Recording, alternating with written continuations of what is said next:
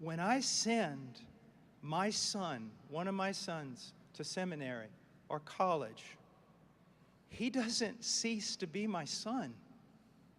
I am going to be calling him. I'm going to be visiting him. I am going to find out maybe what classes he's taking.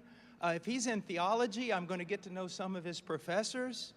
If he, I'm going to make sure if it's far away from my church, I'm going to make sure my son is in a church. I don't expect seminary professors to do this.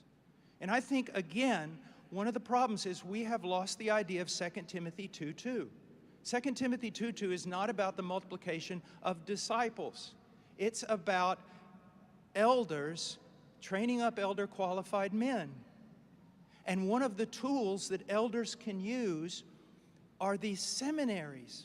I was talking to a group of guys the other day, a while back, and one of them said something about, this Greek professor, he wrote his whole dissertation on para, on the preposition para, and they were making fun of it. And I said, have any of you sat down and tried to figure out how important para is? And if you don't get that right, you're going to blow the whole text. I want to tell you, I praise God for the guy who wrote the paper on para. And my whole point is this. Look, seminaries cannot, and there are men that probably disagree with me, they are not incubators for ministers. Churches are. Elders are. But what are seminaries? Seminaries are a place where a man can go, not necessarily to get prepared, but to get all the tools he needs to spend the rest of his life preparing. I want that Greek guy, I want that missionary, I want him to know Greek.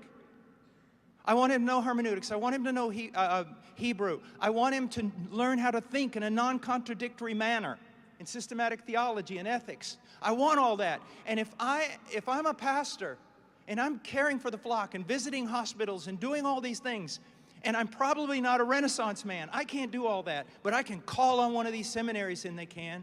And I praise God that in this day and age, we do have some of those seminaries.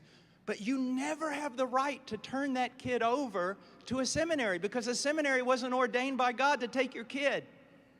You're the pastor. You're the pastor.